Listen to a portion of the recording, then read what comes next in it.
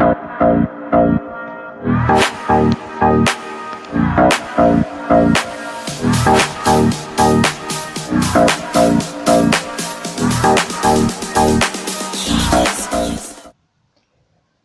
guys, welcome to another episode of the Chris Talks Football Podcast. Today it is episode number 6, and this week's edition is going to be on the international break. We're going to talk England, all the home nations, Scotland, Wales, and Northern Ireland as well. We're also going to talk about the other nations, other European nations such as Italy, Spain, and their chances in the Euros. And of course, we're going to have a full roundup of the EFL and some unorthodox views, let's just say. I have to be careful with my wording in this video, but some pretty unorthodox views in this edition of the podcast. We're going to have our very own Harry Carroll, the one and only. I mean, Orient supporters worldwide will now be cheering, but Harry Carroll will be on in a moment. But yeah, that's what's coming up today. So then, the international break was over all this weekend and start of this week, of course, and probably the big talking point for England is last night's game against Kosovo. They managed to beat them in an absolute thriller of a game, I have to say, by 5-3, and it was a pretty decent game of football, in fact. But the real talking points from that game probably should be Harry Kane and his penalty miss that the goalkeeper Arjonet Muric saved, and of course the fact that Kosovo, in parts did take the play to them. I mean, score 3 goals in any game, that should be enough to have a go at your opposition, but of course this time they didn't, because England are so clinical attacking wise, and Kosovo, I mean, to be honest, you talk about experience, I don't think any of their players earned over 20 caps. So really, that's, I think, a side effect of being a new nation playing in the Nations League and all that. But of course, England romp home 5-3, 2 goals from Jadon Sancho, an own goal as well for England, and of course Harry Kane making it 2-1 at the time. But England, at the back were defensively fragile, you have to say, because at the back we saw mistakes made for the goals. Declan Rice for the first goal, Michael Keane for the first goal, he managed to somehow mess up a back pass to his goalkeeper, and that led Valon Berisha, who plays for Lazio, in to score Kosovo inside 34 seconds. And I was thinking to myself, oh goodness gracious me, England and defensive problems will never go away. But of course they hit back quite emphatically, 5-1. Kosovo didn't really have a look after England scored the first goal. And so it's half time, and I'm expecting Kosovo to play for pride, to be honest. I mean, I don't think they're not going to win the game, and I'm expecting England to probably just sit back. Gareth Southgate can bring on the likes of Mason Mount and Callum Wilson and all that, just to give their key players a rest. And then, pretty much, Kosovo did take it to them. Credit where it's due. He did take it to them. They scored a goal, Berisha again, with some good build-up play, I have to say. Some really good build-up play. And, the second goal was very questionable defending, because it was Declan Rice who gave the ball away for the start of the attack. And then for the cross that came in from Haderjanai, Jordan Henderson's attempted clearance with his head just did not go right. And that allowed Berisha to have time and space, cut in onto his right foot and slotted it past Jordan Pickford. And to be honest, no chance really. Pickford, shouldn't be making those saves. But also, you have to say that Kosovo did have a chance later on. Bersant Selina in a similar position as Valon Berisha, and he managed to just put it wide. It was a good chance. And then Kosovo scored a penalty. Murici, the Fenerbahce striker, making it 5-3. And then England got a penalty, which in my opinion is never a penalty. I mean, you can't that was pretty much a body check, and Ross Barkley goes down with all the strength of a wet sponge. So you can't really, go down like that. It was a body check. It's not like it wasn't last ditch. It wasn't, it wasn't like he wasn't going for the ball. He was definitely going for the ball, but it is. I mean, the fact that referees can give things like that is incredible. But of course, there was no VAR, so I can't really blame all of my criticism at the ref. So, yeah, Harry Kane wanted to step him up, even though Jadon Sancho was on a hat-trick. And to be honest, I think I would have wanted to see Jadon Sancho get a hat-trick for England, because that kid does not turn 20 until next March. That's how young he is.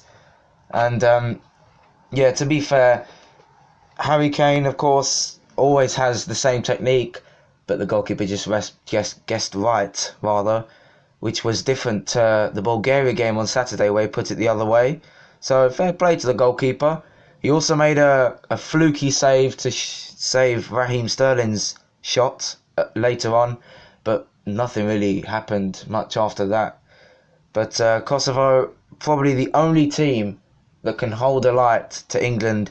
And, if they can take the game to England, particularly in the second half, at St Mary's, what is it going to be like when they meet in the away leg in Pristina, in Kosovo, in a few months' time? Will it be the same? Will Kosovo, because they got the home advantage, because of the crowd? I mean, this is a country that has a very small population, but yeah, they could potentially play the same way that they played yesterday, but you never know. But Gareth Southgate is going to have to work on his defensive plans, especially when they come to play Kosovo away in a few months, because really it's just not how you should defend like that. Because when people like Declan Rice and Jordan Henderson, two guys that have been playing decent football at their clubs, if they're making mistakes, then you've got something wrong at your back line. Michael Keane doesn't really look confident, even though he set up the first England goal for Sterling rather, but he doesn't really look confident. Everton, even though they've made a half decent start to the Premier League, he hasn't really looked confident. The season he had last season, it wasn't really convincing for me, at least. It might have been convincing to Gareth Southgate, but for me, wasn't really the right time. Kosovo is the only team that will, take it to England. Czech Republic won't, Bulgaria won't, and that's that. But speaking of Bulgaria, they didn't really put up a fight on Saturday against England at Wembley. It was 4-0, Harry Kane scoring a hat-trick at Wembley. He's got, 25 goals, I think, for England in 40 appearances. And I think he's only 26 years of age, so if he can keep going, he might threaten Wayne Rooney's record of goals scored at international level for England. But yeah, routine win. It was pretty much possession-based football, and we'll just let you make one mistake and we'll carve you open. It was a dreadful mistake by the Bulgarian goalkeeper. He gifted the first goal pretty much. And then penalty, which I think probably was a penalty. Harry Kane tucked it away, and then Kane and Sterling on the score sheet with pretty easy goals. But yeah, England, I expect England to win all of their games in the group. There's no reason why not. But yeah, they should win all the games. Moving on to the other home nations, Scottish football is in some state. They are in real trouble of not making the Euros. Despite them winning their qualifying group, the Nations Group, they did not manage to beat Russia. And that is a real blow, because if you think about it, Scotland's group is pretty hard. And for them not to beat Russia, I think Belgium are probably the only team that can hold a light in terms of winning the group. But Scotland, even though they have won the Nations Group, they have to finish third. Steve Clarke said, their manager. And I think it's going to be a long shot if they can qualify in the top two now. But still, there might be some hope. But it depends really on what can happen, because Scotland just don't have that good of a team. anymore. I mean, they had a decent team. I remember a few years ago they were playing England, I think last year or the year before, and they had a very good team. They had strength, they had depth, they had really good players that could make something on the ball. I remember Celtic striker Lee Griffith scoring 2 free kicks against Joe Hart back when Joe Hart was actually decent in goal. But yeah, Scotland are in the right. They're a few points behind Belgium and Russia, and unless they can perform a miracle, I do not see them qualifying for the Euros next year. The other home nation, Wales, they won against Azerbaijan. A freak own goal, really, for Azerbaijan to concede, but I'm not really going to be one to judge because Azerbaijan are lower in the rankings than Scotland. But yeah, Wales are doing pretty decently in their group. I think they could qualify if they can keep this momentum up because on Monday they had an international friendly against Belarus, so that doesn't really count a lot. But yeah, if Wales can keep this up and get some momentum, but who knows? Because Group E, Slovakia and Croatia are decent teams, so I think to win against Azerbaijan is a big step towards qualifying. So I don't think we'll see a problem for Wales because I really do think that they will go through. But the two teams to watch out for in the Euros, in my opinion, should be Portugal and the Netherlands. Those two teams are in real form. Portugal scored 9 goals, the same as England in their 2 qualifying games, 5 against Lithuania and 4 against Serbia. And Netherlands, they managed to beat Germany by 4 goals to 2. I mean, lads, the talent that Netherlands have at their disposal. They've got Frankie de Jong at Barcelona, Matthijs de Ligt at Juventus, and of course they have a big captain, a leader in Virgil van Dijk, who is probably one of the best signings in the Premier League history. So, they've got a really good little team, and people could say, oh, what about Spain? What about Italy? What about France?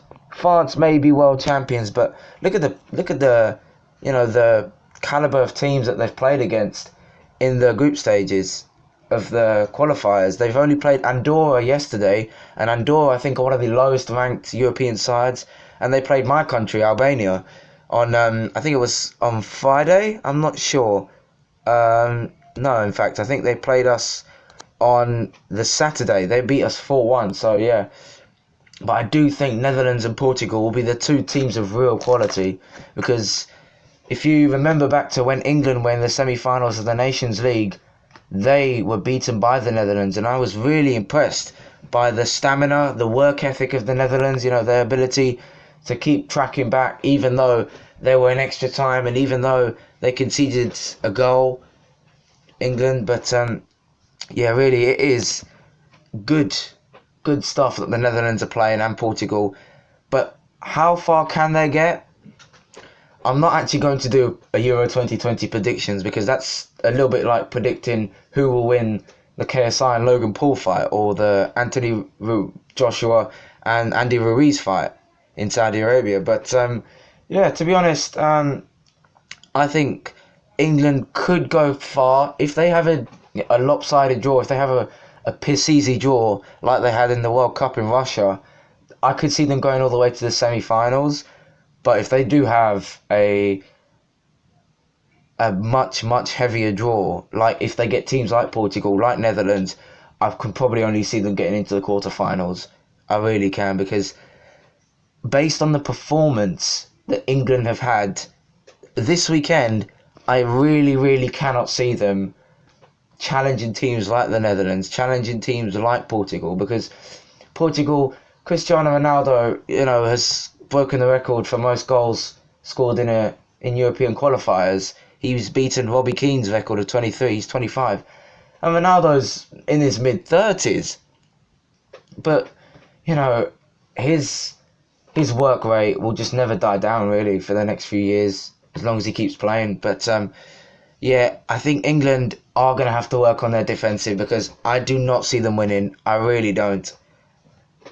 I don't see them winning the Euro 2020 unless they can really step up and annihilate teams like Kosovo, who took it to them last night, I can only see quarterfinals at best for England.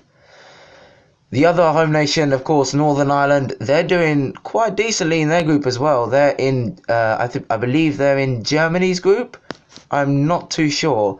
But even though they did lose to Germany, Northern Ireland are still, doing pretty decently, because I believe that Northern Ireland will get to at least probably, I'm not sure if they're going to get to the playoffs, but they're 3 points in front of Netherlands. I don't know, because Netherlands have played one game less than Northern Ireland, so I'm not sure if Northern Ireland, if they can, get a good result against the Netherlands, i.e. a draw or possibly a win, then I can see them going to the Euros. I don't see them slipping up. Republic of Ireland, atop of their group, they're unbeaten in their group alongside Denmark and Switzerland. It's going to be a tight contest to see if they can qualify, because Denmark and Switzerland are quite good teams. Also Spain, unbeaten as well. They've unbeaten, 100% record. They've scored 17 goals, Spain, which is less than England. England have scored 19, but England have conceded the same amount of goals as Northern Ireland and Portugal and Spain. So, is there hope? You can be the judge, because I really don't have a clue whether England will go far in the European Championships. Right, also this weekend, the EFL fixtures. Even though there's been international breaks, League One and League Two have still been going in here with us to round up almost all of the weekend's results. Harry Carroll, talk to me. Yo, yeah, alright, ladies and gentlemen watching, yeah, I know what you're thinking. This has been fucking shit, and now you're at the good bit, yeah? So let's go through some fucking scores, right? I'm just waiting for the app. As you can tell, we're very prepared. Right, so in League One, which no one cares about, the Pikey Cunts beat the real Wimbledon 2-1. Then there's 5 other games that no one cares about. And then Akina Femwa beat the Lincoln 3-1. And the Pikeys, who have no ground, beat Blackpool. So who cares, really? Okay, that's all. Now for the good league that I haven't got scores for either. Right. We got Shrimp Eaters versus Plastic Hunts. 2-2, who cares? Carlisle, who lost to Exeter 3-1. No one cares. Macclesfield 1, Crawley 1. Not bothered. Bradford 2, Northampton 1. No one really cares about that either. Grimsby, who are they? Lost to Crewe 2-0. And what? Newport, Sheepshaggers, beat Port Vale. Cheltenham, again, who beat Stevenage, who are shit, 4-2. Mansfield, no one cares. Beat Scunthorpe 2-0, no one cares. Cambridge lost to Panda Shaggers 1-0. Plymouth lost to Drew with Oldham, who gives a shit. We're not talking about Orient. And I believe there is a Walsall professional also in the Discord call. What is this? You might want to talk. What is this? Alright, let's go. Addy Bale is a wog, bro. I swear. My man, yeah. Oh shit. Yeah, you can't score yet. 2 yards out, yeah. I swear down. Fucking. Oh shit. Yeah. You got Liam Roberts, yeah. Fucking Flappy Bird, yeah. You got James Clark, who's asthmatic, yeah. You got Cameron Pring, who can't defend. Zach Jones is black, yeah. You got, who else is there? Sinclair, who looks like something out of Game of Thrones, yeah. Fucking get a haircut, yeah. You got Josh Gordon, who can just run. Lavery supports the IRA. Rory Holden just sounds bent. James Hardy would get battered by my nan. And George Bibby couldn't fight sleep. So, At the end of the day, well, I say that's a good roundup. Yeah, well, you know, as I missed that Orient, I might as well go over it. Basically, Alavi's shit, Dean Grill's shit, Ling's shit, Gorman's shit, Wilkinson's shit, Brophy's good, Angle's alright, Josh Wright, you know, I say he's better than Manzini, he's not. That's just how it is. But they're all better than Declan Rice, who is a shit little IRA supporting prick who should be hanged. But Harry, I'm going to ask you something. Declan Rice's defending, should it be saved for, you know, the clips of let's not try and do this again? You know, if when they do play Kosovo. It should be saved for the fucking execution list. I was going to say, You know, Personally. do you know, like the execution lists Albania had for the people of Kosovo until we came and saved them, you know, you terrorist prick. me. Alright. So are you liking the look of the League 2 table? No, Are you not? Well, nothing. no. Basically, what it should be is Go on then. Orient and Walsall at the top, and then everyone else in the Okay, relegation zone. I have to say though, I have to say, Two are in 17th place. to the Walsall supporter, I do think your team will actually be one of the promotion contenders. I really do. I think they're a Oh, big. fucking shit, mate. They are a big club. They are a League One club. The fan base, the stadium. They are a League One club. Holy shit! We've scored 3 goals. We have scored the least amount of goals in the whole league. We reek of undiagnosed cystic fibrosis. I know you might only have 6 points, but there is still time. Okay, you've got 39 games left in the season. Oh, you can do maths. Jeez, come on. So 39. Let's work. What are you laughing for? Fucking Augustus Gloop. Let's. You want to scrap, mate? So really, I'll pipe down, you know. Not me. You get banged out by Jack Thompson, bro. Jack You've Thompson. got kidney failure, bro. Don't chat. Like that in the next couple of days. right, lads. Can I have your League 2 prediction promotion in order, please? Top 3. Oh, you want me to do top 3, yeah? Top 3 prediction. Right. I think it's going to be Scunthorpe, Stevenage and Oldham at the top. And Exeter, Newport and Crewe at the bottom. Oh no! Imagine if Exeter get. Scunthorpe are going up, lads. Yeah, can I just? Plymouth, Exeter, Bradford, yeah. And then relegation at Scunthorpe and Morecambe. True. Oh, if you want me to do realistic one, yeah? Go on. Carlisle are going up. And Salford are going down. Now, I think Stam have a team full of inbreds. They do. You know, They're they club claim to be a based. Brexit Please, club. more. About 2 English players, mate. What's that Fabianski about? Polish. They've got a... What? What's Haller? Who played in Germany? Practically a Nazi. Yeah. And before I leave, I'd just like to say, you bottled the fighting on of Serbia. Yes, up to Serbia. That's the good thing. Yeah, okay. For the people at home, safe. You know. Yeah. Chris's mum shopped at International Supermarket. Good night. All right then, lads. I think that is it. That is it then. That was a very intriguing last 6 or 7 minutes, I have to say. Good luck to the Walsall supporter who thinks his team is going up. And good luck to the Orient supporter who thinks his team is going up. I'm not going to comment on those predictions. But yeah, hopefully their teams will do well. If you guys have enjoyed, drop a like, drop a comment, subscribe to the channel if you're new. And I will see you next time on Chris Talks Football.